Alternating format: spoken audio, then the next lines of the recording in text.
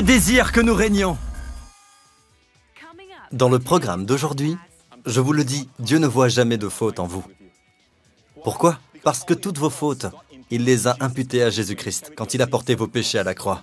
Et toute la bonté et les mérites, la valeur et la justice de Christ, Dieu les a imputés à votre compte. C'est cela l'Évangile. Ce n'est pas une religion, c'est la bonne nouvelle.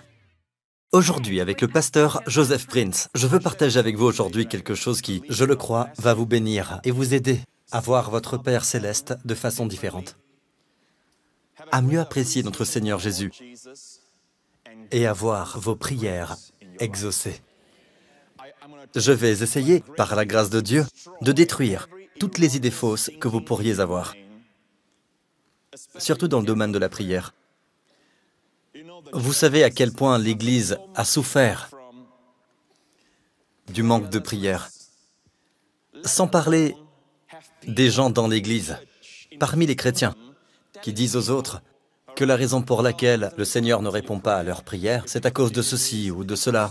Ils placent tant de fardeaux et d'obstacles sur le chemin que les gens cessent tout simplement de prier. Parce que si Dieu va voir en moi des fautes quand je prie, comment pourrais-je voir ma prière exaucée? À quoi bon prier alors? Vous voyez, les gens ont des idées qui diffèrent. Vous vous souvenez tous du message que j'ai prêché intitulé « Pourquoi prier ?» Pourquoi prier si Dieu est omniscient? Pourquoi prier si Dieu sait déjà tout? N'est-ce pas? Le problème, c'est que ce genre de raisonnement, ce genre d'idées fausses, de fausses croyances, feront que vous ne prierez pas. Parce que vous direz, Dieu sait de quoi j'ai besoin de toute façon. Dans Matthieu 6, dans le Sermon sur la montagne, Jésus a parlé de la prière. Regardez ici, il dit, « Ne les imitez pas, c'est-à-dire les membres des autres peuples, car votre Père sait de quoi vous avez besoin avant que vous le lui demandiez. » À cause de leur façon de raisonner, les gens disent, « De toute façon, mon Père connaît tous mes besoins avant que je demande, alors pourquoi prier ?» Pourtant, le verset suivant dit, « Voici donc comment vous devez prier, parce que le Père connaît tous vos besoins. » Voici donc comment. Il ne dit pas, « Donc il ne faut pas prier. » Il n'a pas dit, « À cause de cela, ne priez pas. » Au contraire, il dit, « Parce que votre Père sait de quoi vous avez besoin avant que vous le lui demandiez. Demandez-le. » La question, c'est, si vous voulez l'avoir, il vous faut montrer à Dieu que vous le voulez. Ouvrir la bouche, ouvrir les mains, c'est cela, prier. Dans 3 Jean 2, nous avons vu, la semaine dernière, que Jean est maintenant un homme âgé. Celui qui se penchait sur la poitrine de Jésus quand il était adolescent, l'un des 12 disciples, celui qu'on appelle le disciple que Jésus aimait. Ici, il est vieux. C'est un des disciples qui a vécu le plus longtemps. Il n'a jamais subi le martyre, il est mort de vieillesse. Et tout simplement parti retrouver Jésus. C'est donc dans son grand âge qu'il a écrit les épîtres de Jean. Il a aussi écrit l'évangile de Jean, vous le savez tous. Mais ici, ce sont les épîtres, 1 Jean, 2 et 3 Jean. Dans 3 Jean, il est près de la fin. On peut dire que le dernier, c'est le livre de l'Apocalypse. Mais à ce moment de sa vie, il connaît la volonté de Dieu. Et pourtant, Jean, qui est maintenant âgé, qui a suivi Jésus pendant tant d'années, qui connaissait le cœur du Seigneur parce qu'il avait l'oreille penchée sur le cœur de Jésus, qui connaissait l'Urim et le Thummim, les lumières et les perfections. Voici ce qu'il a dit. Bien-aimé, il s'adresse à nous. Il ne parle qu'aux croyants, pas aux gens du monde. Bien-aimé, je souhaite que tu prospères à tous égards. Et il continue, et sois en bonne santé, comme prospère l'état de ton âme. Alors, ceux à qui il écrit, leur âme était-elle déjà prospère? Oui. Comme prospère l'état de ton âme est écrit au présent. Cela signifie que leur âme était déjà prospère. Il a quand même prié, rien d'automatique, il a prié. Je souhaite que tu sois en bonne santé, comme prospère l'état de ton âme. Remarquez que la santé et la prospérité dans ce verset sont évoquées par un homme qui connaissait les battements du cœur de Jésus. Voici donc le principe. La première des fausses idées que je veux sortir de vos pensées est celle-ci. Si Dieu sait déjà tout, pourquoi prier? Et si mon âme est déjà prospère, que je vais à l'église tous les dimanches, que j'écoute les sermons du pasteur Prince, que je lis ses livres, etc., mon âme est prospère. Oui, mais quelquefois, il y a un blocage, d'où qu'il vienne, que ce soit un blocage d'origine satanique ou autre. Priez, priez! Père, grâce à Jésus, mon âme est prospère, merci pour cela. Maintenant, fais que ma santé prospère, que je prospère dans toutes les sphères de ma vie, Seigneur. Et je prie pour mes enfants, Seigneur. Fais qu'ils prospèrent, Seigneur, au nom de Jésus. dans leurs affaires ou leurs études, dans tous les autres domaines de leur vie, Seigneur. Fais qu'ils prospèrent. Accorde-leur la sagesse, Seigneur. Combien de fois dois-je prier comme cela, pasteur? Prier et continuer de prier ainsi. La Bible utilise l'expression « continuer de demander ». Jésus, dans le Sermon sur la montagne, dit « continuez de demander ». L'original grec signifie « continuez à demander et vous recevrez ». « Continuez à chercher et vous trouverez ». « Continuez à frapper et l'on vous ouvrira ». C'est l'année où la porte s'ouvre. En anglais, demander commence par la lettre A. Chercher par S. Frapper par K. Cela donne ask. Demandez. Vous ne recevez pas car vous ne demandez pas. Si on lit la Bible, on y voit de nombreuses références au fait que Jésus priait tous les jours. Il se levait tôt le matin, avait une journée très chargée jusque tard dans la nuit. Le soir, les gens continuaient à amener ceux qui étaient possédés par des démons et ceux qui étaient malades, et il les guérissait tous. Il se levait quand même tôt le lendemain matin. Sa plus grande priorité, prier. Si Jésus priait, ne devrions-nous pas le faire d'autant plus? D'accord? Maintenant, j'en viens à une autre fausse idée que nous avons. Pasteur Prince, nous devons prier longtemps. On va en parler. D'accord? Vous savez quoi? Pourquoi ne pas en parler tout de suite?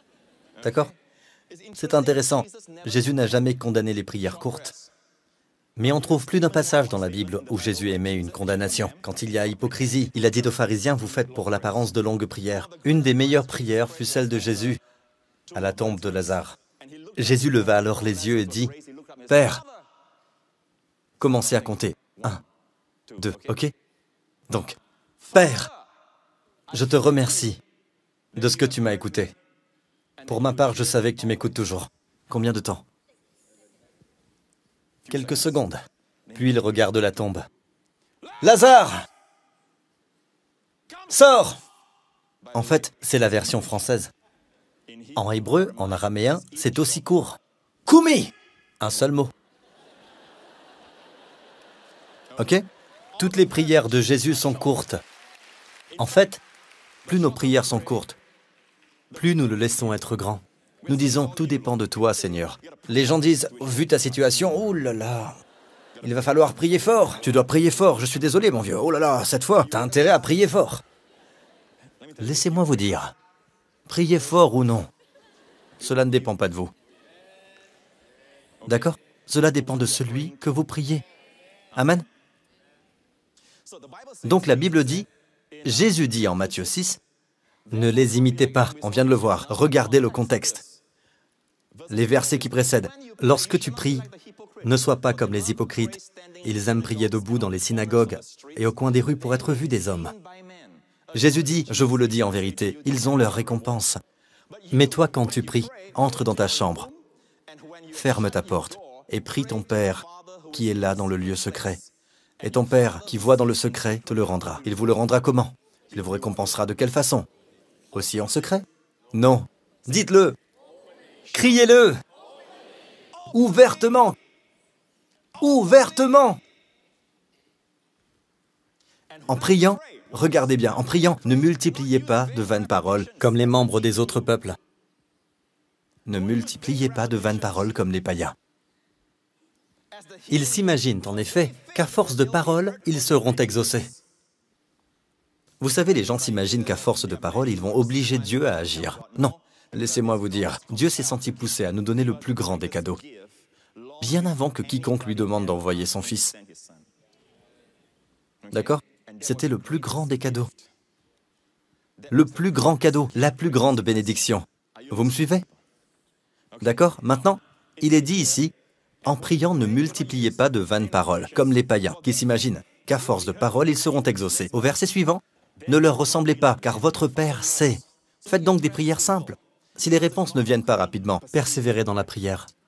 Continuez à demander à Dieu, mais pas d'une manière désespérée, comme si Dieu avait besoin d'être amadoué. Sachez que tout obstacle, toute absence de réponse correspondent à un combat spirituel. Continuez à demander, parce que vous le connaissez. Puis-je entendre votre Amen? Vous souvenez-vous de l'histoire des enfants d'Israël, à l'époque de l'arrivée du roi Nebuchadnezzar?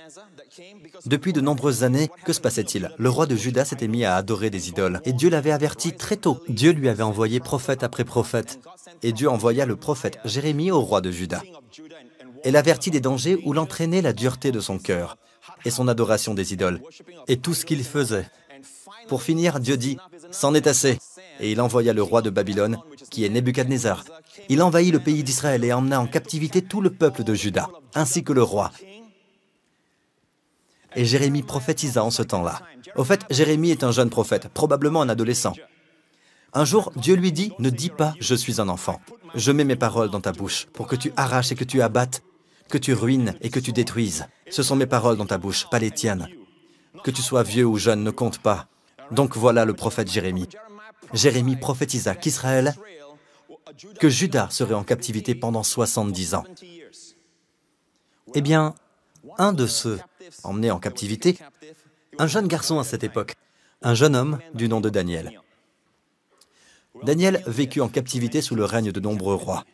Jusqu'à la 70e année, Daniel, lisons Daniel 9, la première année de son règne, celui de Darius. Moi, Daniel, je me suis aperçu dans les livres. Dieu ne lui a pas parlé, il était en train d'étudier sa Bible. Qui sait que l'un des meilleurs moyens que Dieu emploie pour vous parler est sa parole? C'est la principale façon, d'accord?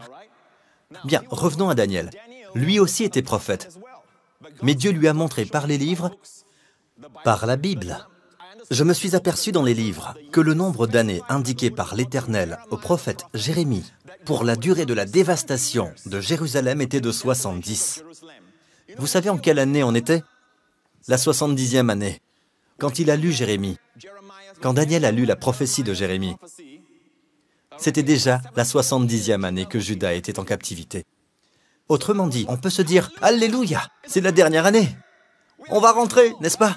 Mais regardez les versets suivants. Alors, Daniel dit « Je me suis tourné vers le Seigneur Dieu en le recherchant avec des prières et des supplications, en jeûnant et en me couvrant d'un sac et de cendres. » Autrement dit, même si Dieu a promis que la captivité ne durerait que 70 ans, il ne s'est pas assis sur son fauteuil à bascule en disant « Que sera, sera ?» Ce qui doit arriver arrivera. Non, il a prié que cela arrive. Pourquoi? Parce que Dieu aime la participation. Dieu prend les ailes de votre prière pour vous envoyer les réponses. Vous me suivez? D'accord. Il a vu la prophétie de Jérémie. Au fait, si vous cherchez la prophétie de Jérémie, c'est dans le livre de Jérémie. Tout ce pays deviendra une ruine, un endroit dévasté, et ces nations seront esclaves du roi de Babylone pendant 70 ans. C'est là où Daniel l'a vu. Le verset suivant. Cependant, lorsque ces 70 ans seront passés, j'interviendrai contre le roi de Babylone.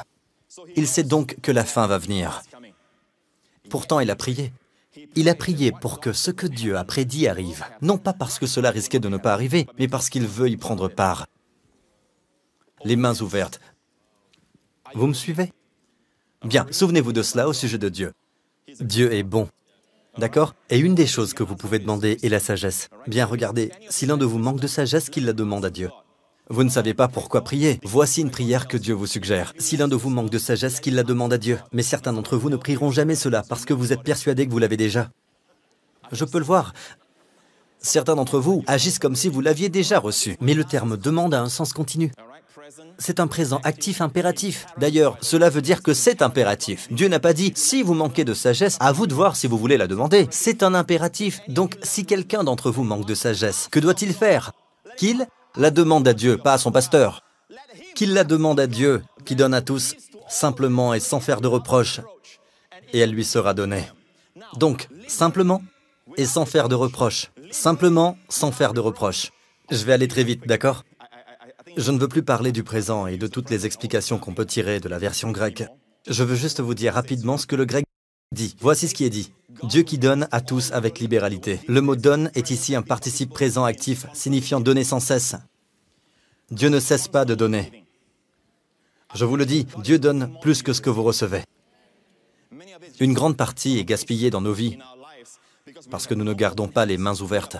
Nous sommes occupés avec notre stress et nos efforts. Nous serrons les dents, essayant d'accomplir cela même que Dieu nous donne gratuitement.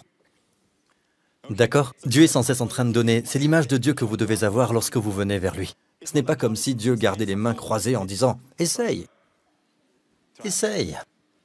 Mieux que ça. Non, Dieu n'est pas comme ça. Dieu n'a pas besoin qu'on le persuade. D'accord? Il donne sans cesse, à tous. Comment donne-t-il? Avec libéralité. C'est un Dieu de libéralité. Je vous le dis, c'est un Dieu de libéralité. Vous le saviez, ça? Savez-vous que Dieu a créé un soleil pour faire briller ses rayons et sa lumière et nous donner bien-être et chaleur sur la planète Terre? Mais les savants nous disent qu'une grande partie de la chaleur, de l'énergie, une grande partie des rayons est gaspillée. Dieu a créé un soleil trop grand pour la Terre. Une petite Terre, mais un soleil trop grand. Donc une grande partie est gaspillée. C'est un Dieu de libéralité. Vous entendez? C'est un Dieu de libéralité. Venons au terme, sans reproche. Il donne à tous sans cesse. Il donne avec libéralité et sans reproche. C'est un seul mot en grec. Sans reproche, c'est... Il y a un mot en grec qui signifie sans trouver de faute. D'ailleurs, sans reproche, ici dans la version grecque, est aussi un participe présent actif qui signifie continuer à ne jamais trouver de faute. Dieu donne sans cesse avec libéralité et continue à ne jamais trouver de faute.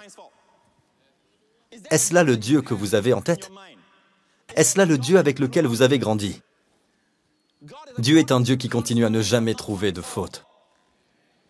Quand nous venons à Dieu, je dois d'abord détruire cette idée. Nous avons déjà détruit la première. Pourquoi prier? D'accord?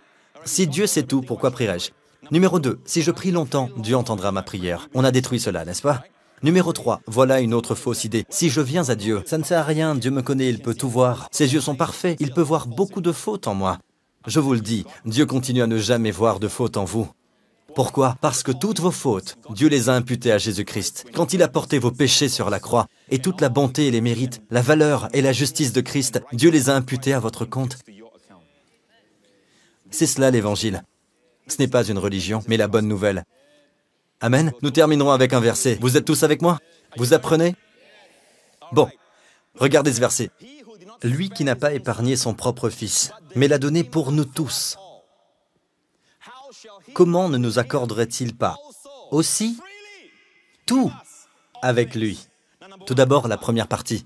Lui qui n'a pas épargné son propre Fils. Qui est-ce, lui? Le Père. Lui qui n'a pas épargné son propre Fils.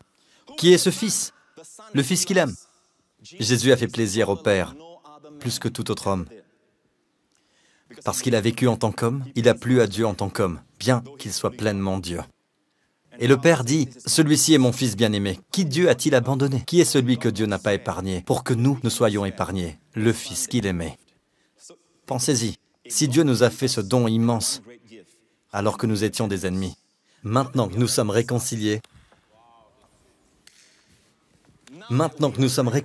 sommes devenus comme Abraham, des amis de Dieu, pourquoi ne nous accorderait-il pas des dons de moindre valeur? Vous me suivez? Pouvez-vous en intégrer un peu plus? Regardez le mot librement. Ce mot nous parle de quoi? De la façon dont Dieu donne. La façon dont Dieu donne. Il n'y a pas de prix à payer. C'est gratuit. Notez que si Dieu était obligé de donner, il n'emploierait pas le terme librement si certains d'entre vous méritaient. Les dons et les bénédictions, Dieu ne pourrait pas employer le terme librement. Dieu serait contraint de vous les accorder. Dieu serait obligé de le faire. D'accord? Même à contre-cœur. Mais non, Dieu ne doit rien à personne. Il est libre de donner à qui il veut donner. Et comment le recevez-vous? Gratuitement. Si vous dites, mais il faut être obéissant, nous voulons tous être obéissants. Mais il n'a pas attendu que vous obéissiez. Parce que si le critère, c'est l'obéissance, alors on n'est plus dans le librement. Tous les gens qui sont venus à Jésus n'étaient pas encore sauvés, mais ils ont été guéris librement. Tous ceux qui l'ont touché, la puissance à son maximum, Superman ne peut pas rivaliser. Tout le monde est guéri. Je vous le dis, la puissance sortait de lui et les guérissait tous. Librement. Librement. Notez que cela n'est pas dit au passé. Comment ne nous accorderait-il pas aussi tout avec lui? Mettons cela au passé, d'accord? Ce n'est pas dit au passé. Il n'est pas dit « Ne nous a-t-il pas aussi tout accordé avec lui ?» Au passé. Il ne dit pas « à accorder », n'est-ce pas? Même si c'est vrai, Dieu nous a tout donné quand il nous a donné Jésus. Mais ce n'est pas ce que ce verset dit. Ce verset dit « Comment ne nous accorderait-il pas ?» Dites « accorderait », présent du conditionnel. Cela veut dire qu'à partir de maintenant, si Dieu nous fait don de son Fils, eh bien après cela, comment ne nous donnera-t-il pas, dès maintenant et dans le futur, à jamais? Dieu va toujours se montrer, se manifester comme celui qui donne avec abondance. Cela nous donne de l'espoir pour le présent et le futur. Ce n'est pas un passé. Il nous a donné librement. A donné, c'est au passé, oui, mais ce n'est pas ce que nous dit ce verset. Il parle du futur. Quelles que soient les exigences auxquelles vous ayez à faire face, il y a cela. D'accord? Mon temps est écoulé. Vous me donnez encore 5 minutes? Vous m'accordez 5 minutes? Il y a encore un autre verset que je voudrais vous laisser. Et après, on va le mettre en œuvre. Pour terminer. Prêt? 2 versets seulement, d'accord? 2 versets. Vous savez pourquoi? Parce qu'ils vont ensemble. Regardez ce verset. 1 Chroniques 4. 2 versets, ok? Prêt? Dites Jabez. Dites Jabez. Son nom signifie douleur. Quel nom a donné à son fils? À cette époque, à la naissance, ils nommaient leur fils suivant les événements qui venaient d'arriver ou qui avaient marqué la famille. Donc, c'est évident que la mère la portait en souffrant. Et Jabez était plus considéré que ses frères. Et sa mère l'a appelé Jabez. En hébreu, Jabez, qui veut dire douleur. Elle déclare « Je l'ai porté dans la peine ou la douleur ». Pauvre garçon. Toute son enfance, on l'a appelé « Hé, douleur, frappe un bon coup !» Hé les gars, je suis ici avec douleur.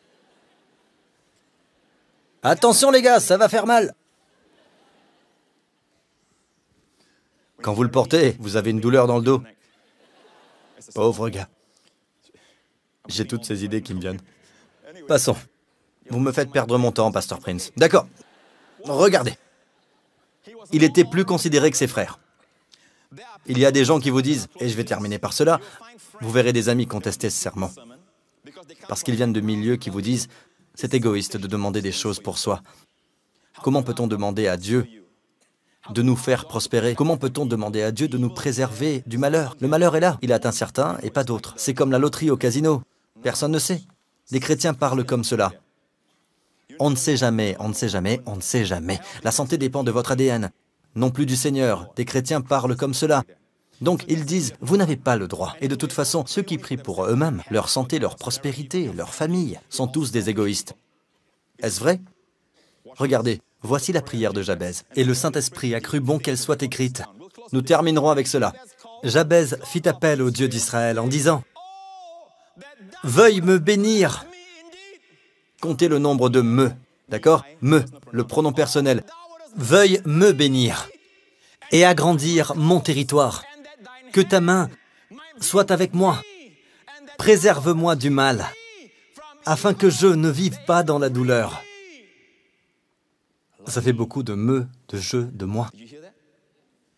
Et Dieu accorda ce qu'il avait demandé. Le pronom pour Dieu est « tu », ta main, une seule fois. Je, moi, me, 5 fois. Il y a plus de moi, mais savez-vous ce que Dieu dit de cette prière? Les gens disent que quand on prie pour la santé et ce genre de choses, ils disent qu'on est égoïste. Mais Dieu dit, au verset 9, que Jabez était plus considéré. Pourquoi se battre? Tricher, comploter pour obtenir ce que l'on veut. Pourquoi? En recherchant la réussite, écrasez-vous les autres. Pourquoi tout cela? Quand on peut demander à Dieu. Il était plus considéré. Le mot « considéré » est le terme pour gloire, kavod en hébreu. Il y avait cette présence, il avait cette présence, il avait la gloire. Eh bien, Dieu dit que lorsque vous priez ainsi, vous êtes plus considérés que ceux qui ne le font pas. Et je vous le dis, ceux qui ne prient pas Dieu de les préserver du malheur, de les bénir, d'étendre leurs limites pour la prospérité, devinez quoi? Ils vont étendre leurs limites par eux-mêmes. Ceux qui ne demandent pas à Dieu de les préserver du malheur sont remplis de peur et d'inquiétude, et leurs familles sont remplies de peur et d'inquiétude. Pourquoi? Parce qu'on ne sait jamais, Dieu va nous protéger ou bien il ne va pas le faire. Ce n'était pas l'attitude de Jabez. Si Jabez a prié ainsi, et Dieu dit qu'il est plus considéré à cause de cela, je vais aussi prier de cette façon. Nous allons terminer avec cette mise en pratique. Vous êtes prêts? Vous voyez la longueur de cette prière? Affichez le minuteur. Voilà. Bon, affichez la prière. Elle est sur l'écran. D'accord? Nous avons toute la prière sur l'écran. Si vous y réfléchissez, c'est une prière qui change la vie. Elle a changé la vie de Jabez.